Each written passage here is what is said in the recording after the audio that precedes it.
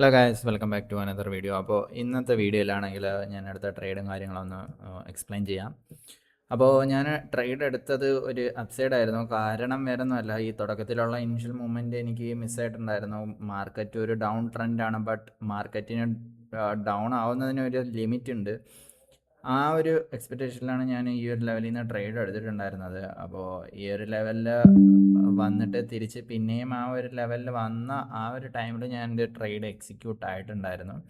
ഞാൻ എക്സ്പെക്റ്റ് ചെയ്തത് ഏകദേശം ഈ ഒരു റേഞ്ചിൽ മിനിമം എത്തും എന്നുള്ളൊരു എക്സ്പെക്റ്റേഷനിലായിരുന്നു. പക്ഷേ ആ ഒരു ലെവൽ എത്താൻ പറ്റിയിട്ടുണ്ടായിരുന്നില്ല. അതിന് മുമ്പ് ജസ്റ്റ് മാർക്കറ്റ് തിരിച്ച് അവിടെ നിന്ന് ചെറിയൊരു ഫോൾ വന്നു. പിന്നെ കുറേ നേരം ടൈം ഡിക്കേ കാരണം എനിക്ക് എൻ്റെ സ്റ്റോപ്പ് ലോസ് അവിടെ ഹിറ്റ് ആയിട്ടുണ്ടായിരുന്നു. ബട്ട് ഓവറോൾ നോക്കുകയാണെങ്കിൽ എനിക്ക് ഒരു 734 റുപ്പീസ് വരെ PNL പോയിട്ടുണ്ടായിരുന്നു. അതിന് ശേഷമാണ് പിന്നെ ഞാൻ പറഞ്ഞ പോലെ മാർക്കറ്റ് ടൈം ഡിക്കേ കാരണം നല്ലൊരു ലോസിലോട്ട് പോയിട്ടുണ്ടായിരുന്നത്. അങ്ങനെ ഇന്നത്തെ ട്രേഡും ഏകദേശം ലോസിലാണ് എക്സിറ്റ് ചെയ്തിട്ടുണ്ടായിരുന്നത്.